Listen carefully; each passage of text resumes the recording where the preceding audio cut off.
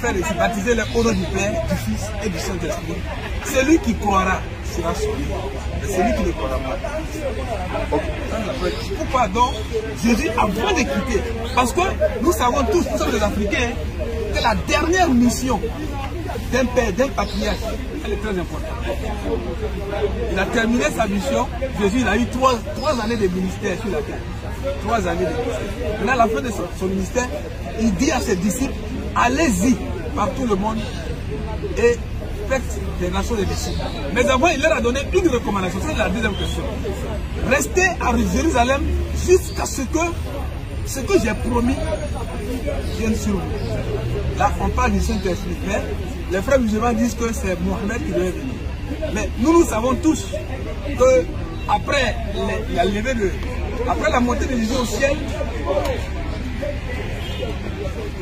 il y a eu un événement que la Bible transcrit. Il y a eu l'effusion du Saint-Esprit le jour de la Pentecôte. C'était une fête juive. Le peuple juif, toute la nation était à Jérusalem, ils ont entendu le bruit, ils ont vu. Les gens ont commencé à parler en langue. Donc c'était un événement surnaturel qui était. Donc ça donnait des signes, quelque chose de surnaturel qui était arrivé. Et après ça, les disciples, les 12, plus les autres, il y avait près de 100 disciples, ils ont commencé à prêcher par tout le monde. Et nous avons vu qu'après l'heure. La question, parce que ça va déborder. Après, nous avons vu qu'après, donc les prisons du Saint-Esprit ont commencé donc, à répandre l'évangile un peu partout. Ça, c'est la question. Pourquoi donc, parce que vous dites que Jésus est venu uniquement pour le peuple juif, donc il n'est pas venu pour le monde. Pourquoi il a ordonné, en grande commission, que les disciples aillent partout le monde? Et nous avons vu, il y a 12 disciples qui sont allés un peu partout, il y en a qui sont allés en Inde, d'accord, etc., etc. Ok. Alhamdulillah. Rapidement, ce verset se comprend aisément. Parce que vous ne pourrez me citer aucun disciple du Christ qui, sur la base de cette annonce du Christ, est allé volontairement prêcher la parole à un non-juif. Ça n'existe pas. Tu parles de quoi? Des 12 disciples? Oui. De Jésus? Oui. Oui. Ça n'existe pas. Est-ce que vous me suivez? Allez par tout le monde, baptisez celui qui croira, etc. Ils ont entendu. Mais aucun d'eux, sur la base de ça, n'est allé vers un non-juif pour lui dire, je suis venu te parler de Dieu. Ok. Là, je te coupe. Non, je continue. Pierre. Mais voilà, j'allais en venir. Corneille, j'allais en venir. Non, mais tu me dis que... J'ai dit aucun. J'essaie de parler. Voilà.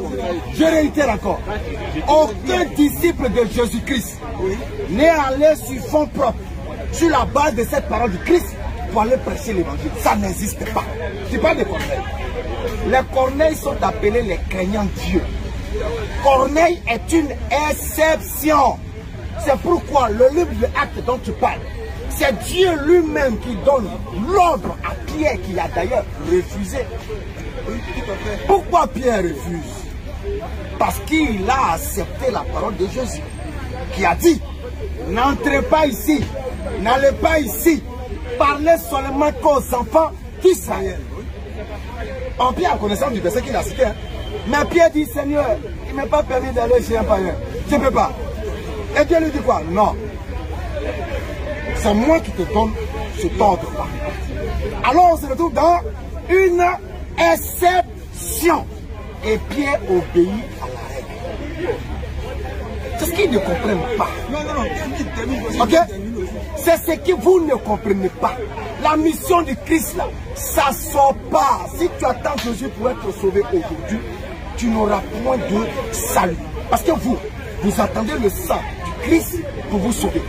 Vous attendez que son sang coule pour avoir le salut.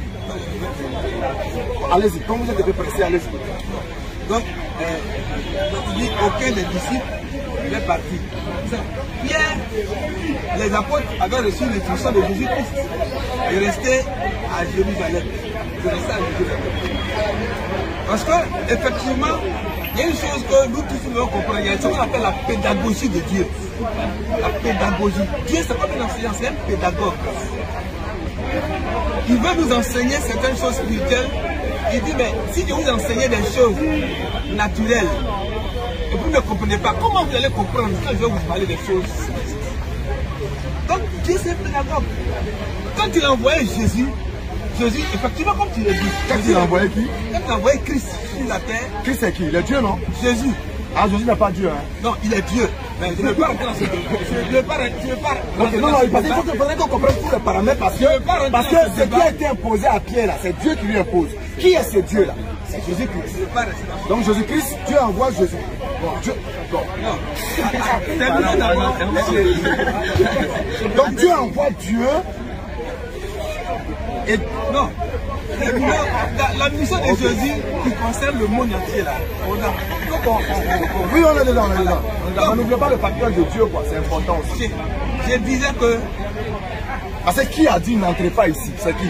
C'est Jésus ou bien c'est Dieu qui donne l'ordre? Non, ça c'est Jésus qui leur a donné l'ordre. Donc c'est pas Dieu. C'est Jésus qui a dit n'entrez pas ici. Allez plutôt vers la venue perdue. C'est Jésus qui le dit ou bien c'est Dieu? Que ce soit Jésus, que ce soit Jésus. Non, c'est important. Il est pleinement. Donc qui a donné l'ordre? L'ordre, c'est Jésus qui a donné. Donc c'est pas Dieu. Si c'est Dieu, c'est Dieu. Jésus a dit, je ne fais rien qui ne soit dicté par le Père. Tout ce que Jésus a fait sur la terre, c'est... Oh, ok, donc il n'est pas le Père. Mais il y a un Père qui lui dicte les paroles qu'il doit enseigner. N'est-ce pas? Et c'est ce même Père-là qui a dicté à Pierre d'aller vers Corneille. Parce qu'il a trouvé en Pierre un craignant. Quelqu'un qui le craignait, qui cherchait à le connaître. Alors Dieu lui dit exceptionnellement, va vers Pierre. Corneille. Va vers Corneille. Exceptionnellement. Et quand il est revenu, les autres lui ont dit, mais attends, tu as fait quoi? Non, vous allez revenir. Tu allais chercher quoi là-bas? Il nous est formellement interdit d'entrer dans tel endroit chez les non-juifs. C'est là qu'il va expliquer le caractère exceptionnel de cette mission que Dieu lui a dédiée. Mais après Corneille, est-ce que Dieu n'a pas ordonné que ses disciples entrent dans notre... Pour parler à qui? Parce qu'il y a quelque chose que vous devez comprendre. Je vais vous donner ça. C'est qu'au moment où il n'y a pas de prophète là, au moment où il n'y a pas de prophète là, et qu'il y a un prophète qui est là, il ne m'est pas destiné. Mais je suis là-bas, je le reconnais en tant que prophète de Dieu, dans mon cœur avec sincérité. Si je meurs là-bas, là, je vais au ciel. C'est ce qui a été le cas pour la femme qui est venue vers lui pour dire, ma fille est tourmentée par le démon. Il dit, il n'est pas bon de prendre la nourriture spirituelle des enfants pour le donner aux païens, aux chiens. Mais elle était croyante et craignante. Elle a parlé avec foi. Va, qu'il te soit fait selon ta foi. Même le centenaire romain. La dernière fois, il y a un pasteur qui prenait ça. Même le centenaire romain, Jésus a dit quoi? Qu'il te soit fait selon ta foi. C'est une phrase profonde. C'est une phrase qui désengage Jésus. Ça le désengage. Mais comme tu es un homme de foi, est-ce que tu peux nous expliquer? Tu as demandé, en croyant en moi, qu'il te soit fait selon ta foi. Est-ce que tu peux nous expliquer? C'est pas moi. Attends, je te pose une question. Est-ce que tu peux nous expliquer pourquoi c'est une exception à Corneille? Jésus donc a ordonné. Le Saint-Esprit a permis à Pierre d'aller prêcher la bonne nouvelle à Corneille et à sa famille. Est-ce que tu peux nous expliquer pour quelle raison il y a eu cette exception? Parce que Corneille craignait Dieu. Corneille cherchait à connaître Dieu. La crainte de Dieu s'est manifestée comment? Corneille lisait les Écritures. Ok. Il est écrit dans la Bible que Corneille craignait Dieu, il faisait les aumônes. Et puis qu'est-ce qui s'est passé? Dieu s'est révélé à Corneille. C'est ce que je te dis là. Attends, je t'explique. On est dans l'exception, vous n'êtes pas dedans. Non. Quand on parle de... Dieu a mis en chaque être humain la pensée de l'éternité. La connaissance. Nous avons en nous, je suis d'accord avec ça. Ça, le Coran l'a dit. Et l'esprit peut être en communion avec Dieu. C'est pourquoi ceux qui ne connaissent pas Dieu, ils cherchent Dieu à travers les fétiches, à travers les esprits. Je suis d'accord avec ça. Le Coran l'a dit. Nous sommes esprits en fait. Voilà. Donc en nous, on est corps, esprit et âme. Donc il y a l'esprit en nous qui cherche Dieu. Je suis d'accord avec ça. Maintenant, quand la personne ne reçoit pas la révélation de Dieu, la personne cherche à tâtonnement. Donc elle a dit, vous m'avez cherché en errant. Tous sont égarés, tous sont pervertis. Nous les cherchons. Tous sont égarés. Aujourd'hui, personne ne cherche Dieu. Dieu se révèle plus à l'homme. Donc, non. On peut pas. Les prophètes ont fini. Les écrits sont là. Ça nous permet de connaître, de comprendre et de savoir qui est Dieu. Les écrits. Dieu ne se révèle plus à quelqu'un. Il ne se révèle qu'au prophète. Les écrits les écrits là sont là pour nous Il ne guider. s'est révélé ou bien il ne s'est révélé. Si les écrits... Il ne s'est révélé ou bien il ne s'est révélé. J'ai pas entendu le début. Il ne s'est révélé ou bien il ne se révèle. Il se Il révèle ne sait révèle qu'au prophète. Ah, d'accord. Ça, c'était dans le temps. Parce que dans Hébreu 1, il est dit, après sa voix de plusieurs manières, Ben il tient pas. après sa voix de plusieurs manières, Non, en fait, c'est dit là. par les prophètes. Aujourd'hui, Dieu, dans ces derniers temps, nous parle par le Fils. Fils veut dire quoi? Fils veut dire quoi? Mais quand on parle de Fils, on parle de Jésus. Fils. Fils, Jésus. Pas Fils. le Fils. On n'a pas dit le Fils. Non. Le Fils. Fils, F-I-L-S, signifie quoi? Avec grand F. Signifie quoi? Si vous ne connaissez pas, vous dites je vous donne. Non, le Fils, c'est le diminutif, si tu veux, c'est l'identification de Jésus. Ouais, si vous ne connaissez pas, vous dites non, je ne connais pas. Le Fils, c'est Jésus. Fils veut dire quoi? Le Fils, c'est quelqu'un qui est engendré, qui est sorti. Vous avez entendu, hein? Romains 8, 14. Engendré. Romains 8, 14. Vous avez donné une explication virtuelle. Je vous donne une explication biblique. Romains chapitre 8, verset 14. Fils veut dire quoi? Lisez la Bible, hein, c'est très important. Et lisez la Bible avec beaucoup de méditation. Non, vous ne méditez pas. Non, vous ne méditez pas. Si vous méditez, vous allez comprendre. Fils veut dire quoi? Parce que non, je viens. il y a le contexte. Allons doucement. Allons doucement. Romains 8, 14. Ah, je sors de verset en attente. Donc, il faut que je sorte de ça d'abord. Voilà. Ça va sortir maintenant. Romains 8, 14. Romains 8, 14. Car tous ceux qui sont conduits par l'Esprit de Dieu sont fils de Dieu. Le Fils porte quel article ici? C'est le singulier ou le pluriel? Fils avec S. Quoi ça? Son fils. On écrit fils comment? On écrit fils sans S. Ça veut dire quoi? Est-ce qu'on écrit fils sans S? Mais regardez quelque chose. Ça veut dire que tous ceux qui sont conduits par l'Esprit de Dieu sont appelés fils de Dieu. J'arrive. Qu'est-ce que signifie fils? Selon la langue hébraïque, fils signifie serviteur de Dieu.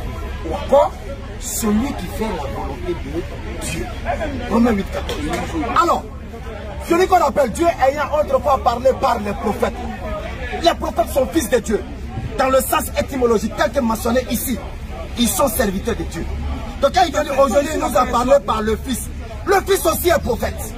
Car Dieu ne se révèle, Amos 3:7, il ne révèle sa parole qu'au prophète. A-t-il révélé la parole à Jésus? Oui. S'il a révélé à Jésus, Jésus est qui? Jésus est prophète. non, Jésus est plus que prophète. Jean-Baptiste est plus que Lui, prophète. il est fils. Jean-Baptiste est plus que prophète. Jean-Baptiste Est plus que prophète. Non, Jésus l'a dit. Alors. Mais il dit que de tous ceux qui sont nés Alors. de l'homme, Alors. il n'y a pas De femmes. Alors. plus. Alors. Mais de tous ceux qui sont dans le royaume de Dieu, les plus petits. Pourquoi? Le plus petit dans le royaume. Comment as-tu compris? Non, il faut nous expliquer. Quel est le problème? Est-ce que tu peux t'appeler ça? Pourquoi tu dis que tu as la révélation? Jésus est né d'une femme. Il est né d'une femme. N'est-ce pas? Maintenant, quoi? Ça c'est le réélien et ils sont dans Explique-nous. Est-ce qu'une mère porteuse est une mère? Donc où est le problème d'être porteuse? Parce que moi-même ma femme est porteuse. Puisque je lance la semence et puis elle gagne temps. Et puis elle porte. Non, une mère porteuse, ça n'a pas de sens. Toute femme est porteuse. Toute femme est porteuse. C'est des mots justes pour se faire plaisir dans notre ambiguïté. Toute femme, une femme qui n'est pas porteuse, c'est qu'elle est stérile. Hein?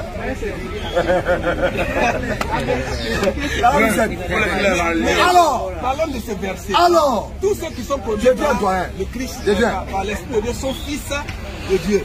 Et tu viens de nous montrer que les prophètes et tout ça. Tous les prophètes sont fils de Dieu. Oui, tout à fait. Ils sont des moi, je suis fils de Dieu. Et là, quand tu dis que Jésus, il est un prophète aussi. Mais est-ce qu'il est prophète de la même envergure que les autres?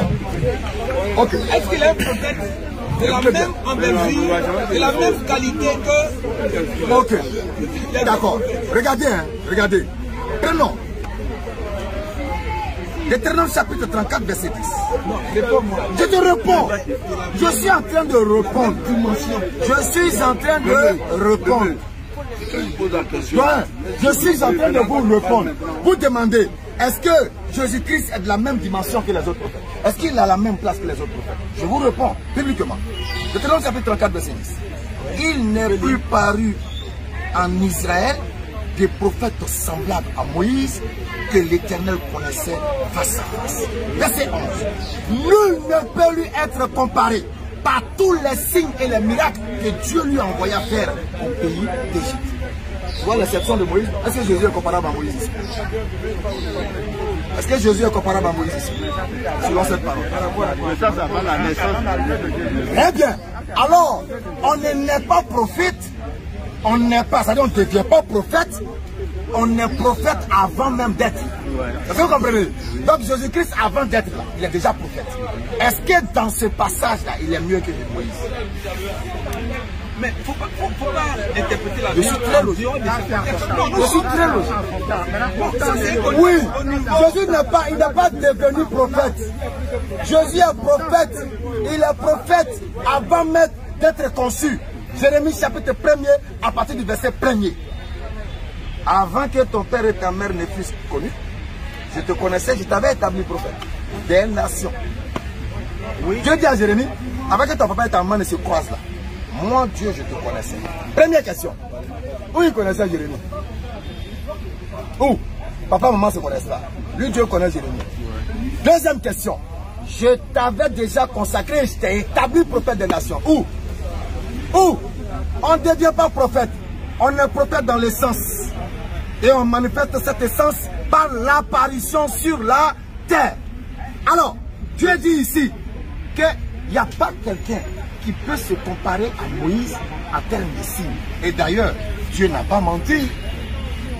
Moïse et Jésus, sur le plan des miracles, Jésus est trop petit. Oui, écoutez-moi bien, Jésus est trop petit. J'arrive. Ça devient intéressant. Jésus est trop petit. Oui, à quel sens? Trop petit. Quels sont les miracles que Moïse a fait? Calme-toi, calme-toi.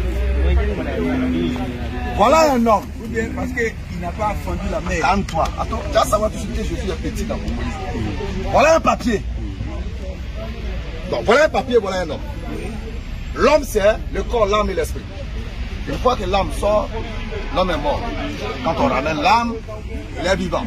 Parce que l'âme et l'homme font de pair. Mais lorsque je transforme ce papier-là à un être vivant, entre celui qui ressuscite un mort, qui ramène l'âme qui lui est due, à celui qui transforme un élément inanimé en un être animé, avec une âme et un esprit de vie en lui, qui est plus fort? Il n'y a pas de débat. Les doigts étaient critiqués ici là. Qui est plus fort? Moïse a pris un bâton sec qu'on pouvait casser. Serpent, animé, avec vie, un être vivant. Jésus n'a fait que ramener l'âme qui était dans mon corps au corps qui dormait. Qui est plus fort? Il n'y a pas de débat. On peut avancer? Donc on va avancer. Non, on va avancer. Non, on va avancer. Non, mais ce que tu dis là, tu sors du contexte. Parce que le même miracle là, les magiciens. Attends. Quand Jean-Baptiste a fini là, il dit tout ce que Jésus a fait là. Si on devait tout retranscrire pour en faire des livres, le monde ne pouvait pas fonctionner. Qu'est-ce qui prouve que Jésus n'a pas fait la même chose? Qu'est-ce qui prouve une interrogation qui n'est pas certaine? Une interrogation qui suppose. C'est pourquoi, quand nous vous disons, Jésus a dit, quand le consolateur il viendra, il me glorifiera, il parlera de moi, il prendra ce qui est à moi et vous annoncera, il vous annoncera les choses à venir. C'est des symboles forts. C'est pourquoi dans le Coran, vous trouverez des éléments dont vous n'avez pas accès dans les actions manifestées par le Christ. Exemple, Jésus prit de l'argile et puis il a fabriqué une image d'oiseau. Et par la permission de Dieu, il a fait Et puis la ville est devenue un oiseau animé et puis il s'est envolé. C'est pas la même chose que... Ça c'est dans le Coran. Non, on est dans le Coran. C'est pas la même Non, chose j'arrive. que le serpent qui est... Non, non, non, j'arrive d'abord, doyen. J'arrive, je sais vous faire comprendre quelque chose. Vous avez dit tout à l'heure que Jésus a fait beaucoup de miracles. Des miracles que vous ne pouvez pas... Je sais. Des miracles que vous ne pourrez jamais trouver pour mettre le doigt dessus. C'est pas moi, c'est Jean. Alors, le Coran vient confirmer cette parole. Je suis d'accord avec ça. Ouais, mais quand on prend le livre de Deutéronome, Dieu dit, Moïse là, il n'y a pas son deux. Mais en termes de miracles, en termes de temps, il n'y a pas son deuxième. Ça c'est avant Jésus-Christ. Avant Jésus-Christ. D'accord, avant Jésus-Christ. Vous dites qu'avant qu'Abraham fut. Avant qu'Abraham fut. Avant qu'Abraham fut. Avant qu'Abraham fut Jésus. Jésus, non. Oui. Jamais dit encore que c'était avant sa naissance. Maintenant, si on dit que c'est le même Jésus qui a permis à Moïse de faire ça. Ah, c'est le même Jésus qui a permis à Moïse parce que si de faire ça. Parce que si tu parles de Jésus là, on dit Jésus c'est Dieu. Maintenant, si tu dis que c'est Jésus là, si tu dis que c'est Jésus, c'est que c'est lui qui a permis à Abraham. Ah, donc c'est Jésus qui a permis à Moïse. Maintenant, Jésus lui-même là, qui lui a permis de faire les miracles. Selon ses propos, je ne peux rien faire de moi-même. Qui lui a permis de faire les miracles? Il parle de son père. Qui? Son père. Son nom là, c'est quoi? C'est Jésus. Ah, Jésus. Donc c'est le même Jésus. Non, c'est Jésus. Non, donc c'est plus Jésus. Non, en tant qu'homme, il est Jésus. Ça, c'est Jésus en tant qu'homme. Jésus, c'est en tant qu'homme. Bon, écoutez. C'est en tant que prophète. Le nom Jésus, c'est en tant qu'homme. Écoutez. Vas-y, Jésus, il est Dieu Et à la homme. fois Dieu. Il est Dieu homme. C'est quelle partie de lui qui est homme? C'est quelle partie de lui qui est homme? Et puis à quel moment il est devenu Dieu? Est-ce que quand il était dans le ventre de Marie, il était Dieu? Question. À 10 000 francs CFA. Est-ce que quand Jésus était dans le ventre de Marie, en tant que chair humaine, est-ce qu'il était Dieu? Question. Tu sais? Non, je ne sais pas encore. C'est pourquoi je demande. Ok, je vais t'éclaircir.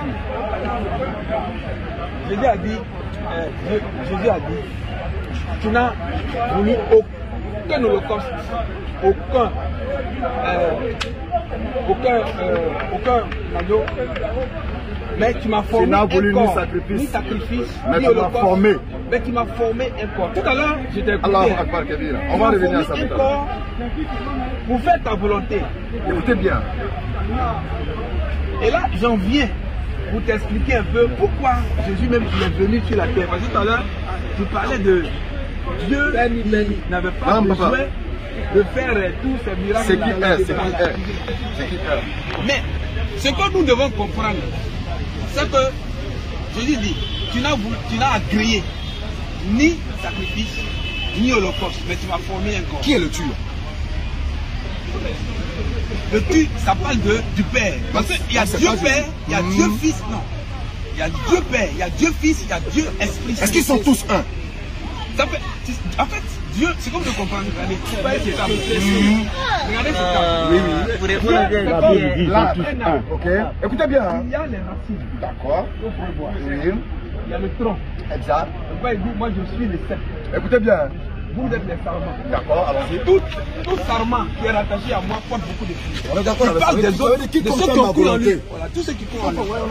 Et puis il y a les fruits que vous voyez. D'accord. C'est semblable. Est-ce que tout ça c'est là? C'est comme tout ça là. Est-ce que tout est là? En fait, c'est que les gens ne comprennent pas. Dieu le Père, Dieu le Fils, Dieu le Saint-Esprit, ça forme un. Donc ils sont un. Dieu c'est un conseil. Est-ce qu'ils sont dissociables? Ils ne sont pas dissociés. Alors qui est le tu? Qui est le tu qui a formé le corps? Parce que quand Dieu créait Adam, il a dit quoi? Quand vous lisez dans le livre de Genèse, il dit créons l'homme à notre image. Je suis d'accord avec ça. Créons l'homme, le créons là, c'est le conseil de Dieu qui parle. Subhanallah. Genèse chapitre 1. C'est Dieu qui parlait. Écoutez ce qu'il a dit. Il dit Dieu parlait à son conseil. Regarde comment la Bible va vous cloîtrer. Vous ne lisez pas, doyen. Vous ne lisez pas. Moi, ça me fait très mal. Moi, ça me fait très mal parce que vous avez le symbole, vous avez un symbole ici qui doit vous permettre de lire. Et de comprendre. Genèse chapitre 1. Oh, tu es où? Genèse chapitre 1. Verset 24. On y va. Puis Dieu dit, faisons l'homme à notre image, selon notre ressemblance. N'est-ce pas? Faisons. Le doyen dit que Dieu s'adressait à son conseil. Verset 27. faisons l'homme à notre image. Verset 27. Dieu créa l'homme à son image. Le faisant ici, là, n'a pas conseillé. Dieu n'a pas d'associé dans la création. Le faisant ici, il renferme toujours Dieu lui-même avec tous ses attributs. C'est pourquoi en islam, dans le Coran, on dit, Dieu dit, nous avons créé l'homme. Nous avons. C'est pas qu'il y a des nous quelque part. Mais le nous nous ramène à cet attribut dans la sourate 59. À partir du verset 20. Il est le tout-puissant. Il est le contraignant. Il est le rassurant. Il est le prédominant. Et tous ces éléments-là rentrent dans son nous de gloire et de majesté. Dieu n'a pas de conseil. Il n'a pas de conseil après de qui? Il demande conseil. Aux anges auxquels il va demander conseil, c'est lui. Il va demander conseil. Dieu n'a besoin de conseil de personne. Il fait ce qu'il veut. Et il fait ce qu'il veut autant qu'il veut. Alors, non, je reviens, doyen. Vous avez triché avec le verset. Ce n'est pas le nous. Ce n'est pas un conseil. Le nous ramène à Dieu. Verset 27. Dieu créa. Après nous, Dieu créa pour dire qu'il est seul dans le nous. On avance. Continue. Quand tu dis Colossiens, on peut dire... Colossiens combien? Colossiens. Colossiens. On dit Dieu a formé par le Fils. J'ai compris. Vous dites que le Fils et le Père sont fusionnés, ils sont indissociables. Oui. N'est-ce pas? Maintenant il dit, le Fils dit au Père, tu m'as formé un corps. Maintenant si vous dites qu'ils sont indissociables, le Fils là-haut, qui était dans le ventre de Marie, était-il Dieu, oui ou non? Voilà ma question. Est-ce que le Fils qui était dans le ventre de Marie était-il Dieu? Est-ce que Dieu l'a grandi? Dieu l'avait quoi, il a grandi? Est-ce que Dieu l'avait quoi, il a grandi? Mais Jésus lui a grandi. Est-ce que le Fils qui était dans le ventre de Marie était Dieu? Est-ce qu'il était Dieu? Voilà ma question. Est-ce que le Fils dans le ventre de Marie là était Dieu? Je ne sais pas encore, c'est pourquoi je demande. De la pédagogie de Dieu. Dans là encore il y a pédagogie. Dieu pouvait faire descendre. On a compris, doyen. Le Fils qui était dans le ventre de Marie là. Il est pleinement Dieu. Il est pleinement Dieu. Donc Marie a porté Dieu.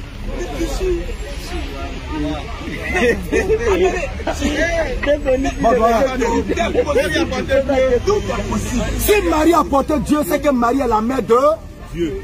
On n'est pas d'accord avec ça encore? Donc Marie n'est pas la mère de Dieu? Non. Marie est mère de Jésus. Mais Jésus est Dieu, non, doyen? Tout à fait. Mais donc Marie est la mère de? Par corrélation. Donc Marie est la mère de? Bon, si vous voulez, mais ça ne veut pas dire qu'on doit adorer Marie. Je ne parle pas d'adoration. Est-ce que Marie est la mère de Dieu? Non, c'est pas. Il est mère de Jésus. Marie qui moi c'est bon, okay. Mère de Jésus. Merci à tous. Moi, je suis fatigué. Je suis fatigué prochainement. Je serai encore là. Tu n'as pas conclu, hein?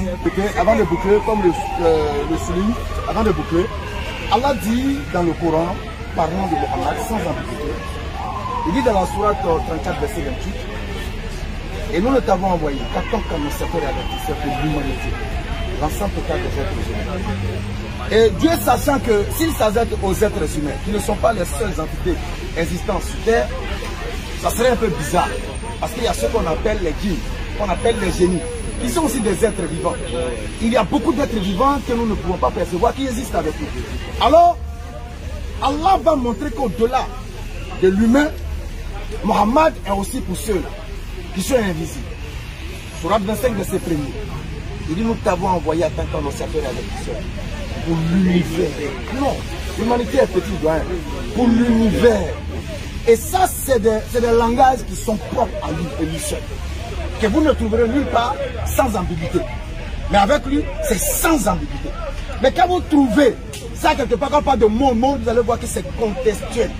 Mais avec lui, il n'y a pas de contexte parce que ça va au-delà du contexte. Je vais te poser une question par rapport à ça. Tu dis que donc Dieu a envoyé Mohamed pour prêcher à toute l'humanité.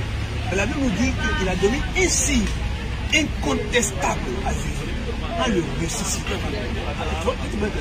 Lesquels des prophètes, depuis Adam jusqu'à Mohamed, a été ressuscité? Parce que Dieu nous dit, il a donné un signe pour dire que c'est... Non, est-ce qu'avant Jésus, il y a eu des résurrections? Il y a eu des résurrections. Dans ceux qui étaient ressuscités là, ce n'est pas des morts. C'est des morts. Moi, bon, il a Élisée a ressuscité des ossements. Élie a ressuscité un enfant qui était mort en se couchant sur lui. Il a ramené son âme. Mais après, l'enfant, il est resté vivant, il est mort après. Non. Enoch lui-même n'a pas connu la mort. Lui, il est parti selon la vie. Mais est-ce qu'il a connu la mort? Qui ça? Lui, il a été enlevé. Il a été enlevé, non. Jésus a connu la mort, non. Et puis après, selon lui, il a été ressuscité, non. Entre Enoch qui ne connaît pas ce qu'on appelle la mort et Jésus qui a goûté selon vous et après qui est ressuscité. Qui est mieux? Non, mais Jésus, tu dois comprendre. Mais entre Enoch et puis Jésus, qui est sans péché? Dans même. Quand Jésus a ressuscité là, qui ça? Entre Enoch et Jésus qui a été enlevé et puis Jésus qui est mort là, qui est sans péché. Les deux sont sans péché. Selon la Bible. Si tu me dis non, je vais te prouver aussi que Jésus était pécheur. Selon la Bible. En toute modestie. Non, pas ça. Je ne toucherai même pas ça. Est-ce que tu me connais? Je suis comme Messi. Vous dites attends, moi je vais rentrer la leçon là. Je ne toucherai pas ça. Oui, selon la Bible. Maintenant, pourquoi Dieu l'a ressuscité? Parce que Dieu n'a même pas voulu qu'il soit. D'abord, même quand vous dites que est-ce que Dieu l'a ressuscité d'entre les morts, est-ce que d'abord il est mort? Parce que je peux aussi vous démontrer. Non, écoutez-moi. Je peux vous démontrer. De la Genèse jusqu'à l'Apocalypse que Jésus-Christ n'a pas goûté à la mort. Et puis selon les paroles propres de Christ, je prouve ça. Il n'a pas goûté à la mort. Dans le récit, il dit faux. Ah bon, là ça c'est un autre. Parce qu'on a constaté qu'il a été crucifié. Non, tu as constaté. Mais est-ce que c'est... Ça que tu le connais. Je voulais poser une question. Non, dois permettre une minute. Viens finir rapidement avec ça. Viens finir avec ça. Écoutez-moi bien. Jésus-Christ, quand il a été envoyé sur la terre, devrait être assassiné. Il devait le tuer. Marc chapitre 12, à partir du verset 6. Le but c'était quoi? Marc chapitre 12, à partir du verset 6. Vous allez comprendre le contexte de votre Dieu. Pourquoi ils ont voulu le tuer? Tout simplement parce que ceux à qui la vie a été donnée étaient des meurtriers. Ils avaient pour l'habitude de tuer les prophètes. Alors Jésus venant, dans Marc 12, il ne devait pas faillir à la reine. C'est pourquoi quand on prenait Marc chapitre 12, j'ai choisi spécialement Marc chapitre 12 parce qu'il y a beaucoup d'éléments dedans. Jésus est le dernier prophète que nous avons livré dans Marc chapitre 12. Et Jésus est venu, il devait être tué, non pas par la volonté de Dieu, mais par la mécréance des lions. C'est pourquoi, à la fin de leçon, Dieu viendra et il va se venger. On se venge d'une chose qui est mauvaise. Ça c'est la parenthèse. Jésus lui-même va changer le cours de ses destins. C'est trop long. Je ne pourrais pas vous donner ça. Je vais vous démontrer que Jésus n'est pas mort. Ça, et puis quand je vais vous démontrer ça, je vous bloque. Je vais vous stopper avec un seul dessin. Que je vais vous donner maintenant. Je vous donne ça maintenant. Le frère aussi va en profiter. Matthieu chapitre 26, verset 39. Ayant fait quelque part en avant, Jésus s'agita sur sa face et pria ainsi. Père, s'il est possible que cette coupe s'éloigne de moi, non pas ce que je veux, mais ce que tu veux. Écoutez bien, hein? Non pas ce que je veux, mais ce que tu veux. Au même moment, nous dans le livre de l'exemple, le Père m'a toujours exaucé. Parenthèse. Donc Jésus prie pour ne pas mourir. En même temps, il nous dit que sa volonté est la volonté de Dieu. Jean chapitre 9, verset 31. L'aveugle qui vient, on dit, mais c'est comment? Qui t'a ressuscité? Non, qui t'a donné la vie? Non, c'est Jésus, c'est toi. Ah, mais c'est pas lui. Nous savons que Dieu n'exauce pas les pécheurs. Jésus prie pour ne pas mourir. A-t-il été exaucé ou pas? Pensez à Jean chapitre 9, 31 avant de me répondre. Est-ce que Jésus a été exaucé ou pas quand il a demandé à Dieu qu'il ne veut pas mourir? Et tout en sachant que la volonté de Dieu est aussi sa volonté. Alors, mais Jésus a prié, il a dit, non pas. Oh, la volonté de Dieu, c'est que Jésus aille mourir. Est-ce que la volonté de Dieu est la volonté de Jésus? Selon la Bible. Père, rappelle-toi de Lazare. Je sais que tu m'exauces toujours. Je sais que tu m'exauces toujours. Est-ce qu'il va être exaucé alors qu'il sait que lui ne demande rien au Père sans que le Père ne réalise? A-t-il été exaucé, oui ou non? Voilà ma question. Ne polémiquez pas. Mon frère, tu peux intervenir et répondre à Non, c'est une question. En fait, est-ce qu'il a été exaucé? Jésus a été exaucé. S'il a été exaucé, est-ce qu'il est mort? Ah non. Est-ce qu'il va mourir? Jésus n'a pas demandé. Est-ce que la volonté du Père était qu'il meure? On va lire. C'est qu'il meurt. On va lire.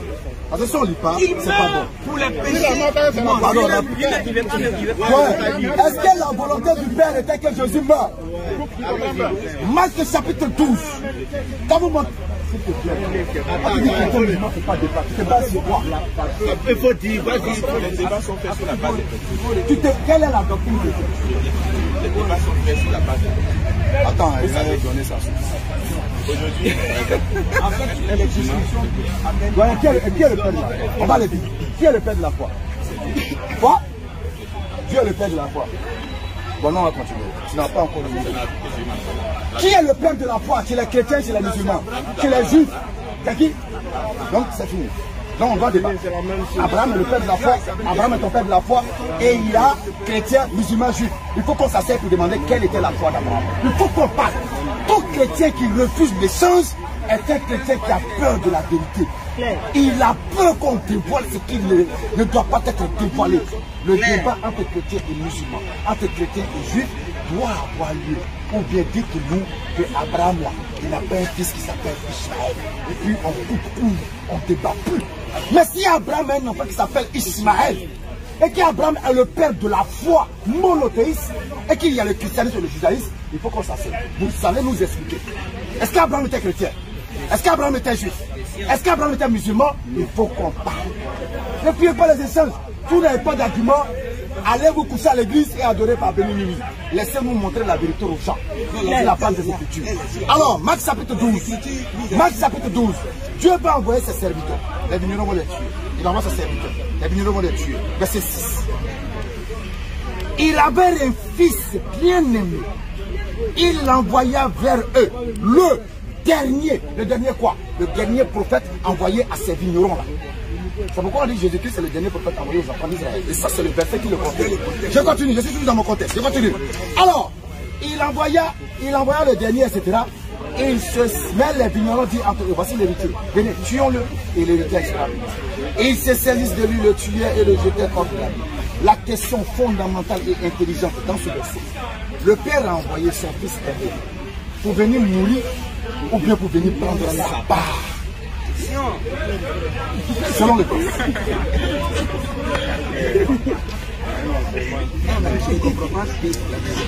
Bon les gars, salam alaikum, portez-vous bien. À la prochaine, Inch'Allah. Moi, j'ai une question. Oui, doyen. C'est un musulman devenu chrétien. D'accord. Il m'a dit ça. D'accord. Il a dit, je sais pas quoi, Surat 53, verset 3. Non, donnez le mot, on va voir. Voilà, il dit, il est écrit dedans que celui qui croit en Jésus est au-dessus de celui qui ne croit pas en Surat Jésus. 3, verset 57. Nous allons lire rapidement. Vous allez comprendre aujourd'hui que les gens trichent beaucoup avec le Coran parce qu'on vous interdit d'y avoir accès. Or, il faut entrer dans le Coran. Entrez dans le Coran. On vous a donné, je commence par le verset cité. Surat 3, verset 55. Rapidement. Voilà. Surat 3, ah là là, je suis dans 5. 4 et 3. Ok, Surat 3, verset 55. Voilà, je suis. Ok. Et rappelle-toi, quand Allah dit, oh Jésus, certes, je vais mettre fin à ta vie terrestre, te lever vers moi, te débarrasser de ceux qui n'ont pas cru et mettre jusqu'au jour de la résurrection ceux qui te suivent au-dessus de ceux qui ne croient pas. Voilà le verset. N'est-ce pas? Alors, tout ça, le Coran se comploie dans la lignée de ces versets. Je descends, je descends, je descends, je descends, je descends, je descends, je descends. Et voilà où le contexte du verset 75 commence. À partir du verset 49. Jésus sera le messager aux enfants d'Israël et leur dira, en vérité, je suis à vous avec un signe de la part d'Allah. Pour vous, je forme de la glaire comme la figure d'un oiseau, puis je souffle dedans. Et par la permission d'Allah, cela devient un oiseau. Je guéris l'aveugle né, le lépreux. Je ressuscite les morts par la permission d'Allah. Et je vous apprends ce que vous mangez et ce que vous amassez dans vos maisons. Voilà bien là un signe pour vous. Et je confirme ce qu'il y a dans la Torah. Révélé avant moi. Je vous rends licite une partie de ce qui vous était interdit. J'essaie d'apporter un signe de votre Seigneur. Verset 51. Allah est mon Seigneur et votre Seigneur. Adorez-le donc. Jean 20, chapitre 17. Je continue toujours. Puis, quand Jésus ressentit de l'incrédulité de leur part, qui il s'adressait aux enfants d'Israël. Et quand il leur a adressé la parole, Israël va se scinder en deux. Prenez le livre de Jean, vous allez comprendre. Le livre de Matthieu, vous allez comprendre. Une partie va accepter et une partie va refuser. Alors, quand Jésus est sorti dans l'écriture, il a dit, qui sont mes alliés? Qui sont qui vont me soutenir dans la voie d'Allah? Les apôtres disent, nous sommes les alliés d'Allah. Nous croyons en Allah. Et sois témoin que nous nous sommes soumis. Les apôtres. Seigneur, nous avons cru à ce que tu as fait descendre et suivi le messager. Jésus, inscris-nous donc parmi ceux qui témoignent qu'il était un prophète véritable envoyé aux enfants d'Israël. Et il, entre guillemets, les autres s'est mis à comploter pour le tuer. Jean chapitre 8 à partir du verset 40. Mais Allah a fait échouer les complots. Et c'est Allah qui sait le mieux les machinations. Rappelle-toi, s'adressant à Mohammed. Oh Jésus, certes, je vais mettre fin à ta vie.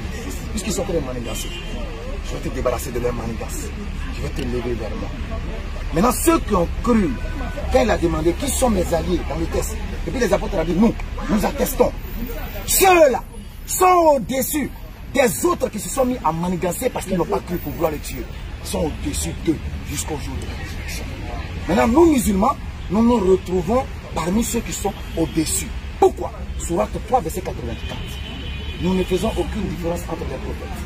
Nous ne faisons aucune différence entre les livres révélés et nous croyons en Allah. Vous voyez? Donc le verset a été tiré de son sens pour en faire juste un argument pour vous écarter de la lumière. C'est tout.